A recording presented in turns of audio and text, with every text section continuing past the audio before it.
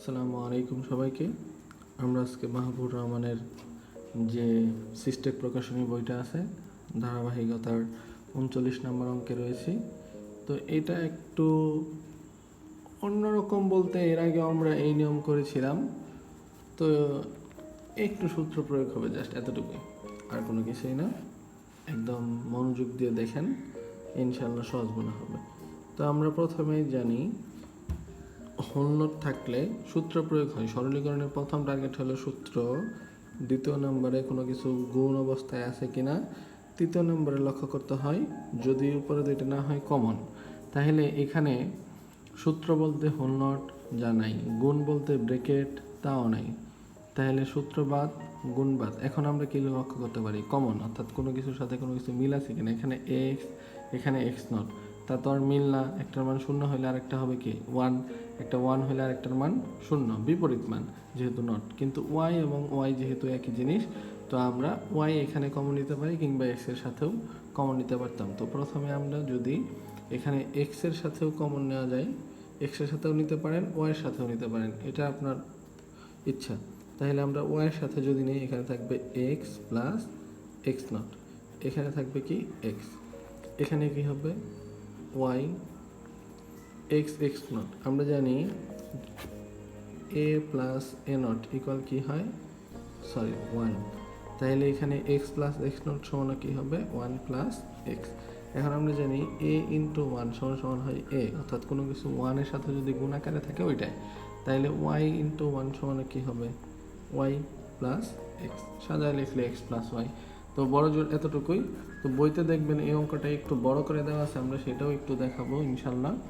তো বইতে কি করছে, এখানে এক্স এবং এই যে এখানে এক্স এবং এক্স কমন নিছে, তো সেক্ষেত্রে একটু অঙ্কটা বড় হয়ে গেছে। তো আমরা প্রশ্নটা আবার লিখি, B equal X Y plus X not Y plus X. আমরা দুটোই বোঝাচ্ছি কারণ বইটাও তো বুঝতে হবে, আবার বইটা একটু একটু জটিল এটার তুলনায়, তাই আর কি।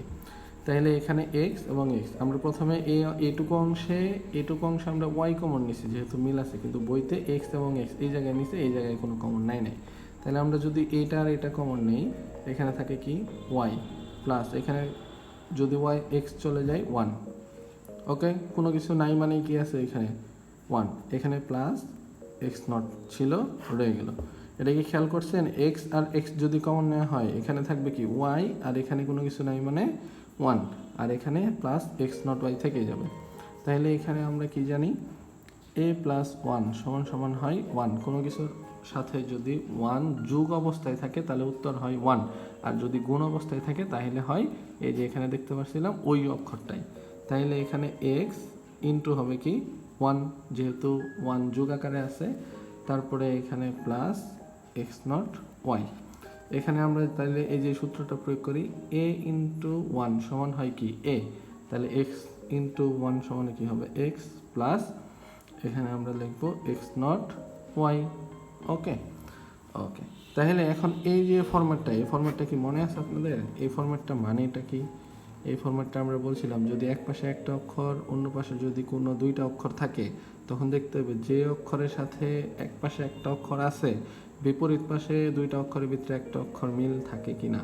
যেহেতু এখানে এক্স, এখানেও দেখতে পারতেছি এক্স, হ্যাঁ মিল আছে। দ্বিতীয় নম্বর লক্ষণীয় বিষয় হলো যে অক্ষরের সাথে মিললো তার যে কোনো এক পাশে নট আছে কিনা। হ্যাঁ, এক পাশে নট আছে। তাহলে সূত্র কোনটা? এই যে আমরা জানি এ প্লাস বিসি ইকুয়াল কি হয়, একবার এ প্লাস বি আর একবার হয় এ প্লাস সি। ঠিক একইভাবে যদি আমরা এখানে লিখি, প্রথমে এক্স প্লাস এক্স নট, এখানে লিখলাম ওয়াই এক্স প্লাস ওয়াই। আমরা জানি এই যে এখানে লেখা হয়েছিল এ প্লাস এ নট সমান কি হয় ওয়ান, তাহলে এক্স প্লাস এক্স নট সমান কি হবে ওয়ান। এখানে তাহলে এক্স প্লাস ওয়াই। এখানে যদি কোনো কিছুর ওয়ান যদি কোনো কিছুর আকারে গুণ আকারে থাকে, তাহলে আমরা জানি ওই ওয়ানের কোনো ভ্যালু নাই, তাহলে এখানে ওয়ান ভ্যালু যদি উঠাই দিই, এখানে থাকবে এক্স এবং ওয়াই। তো এই ছিল এই যে আমাদের আগের অঙ্কে ওয়াই প্লাস এক্স অথবা এক্স প্লাস ওয়াই, একই কথা।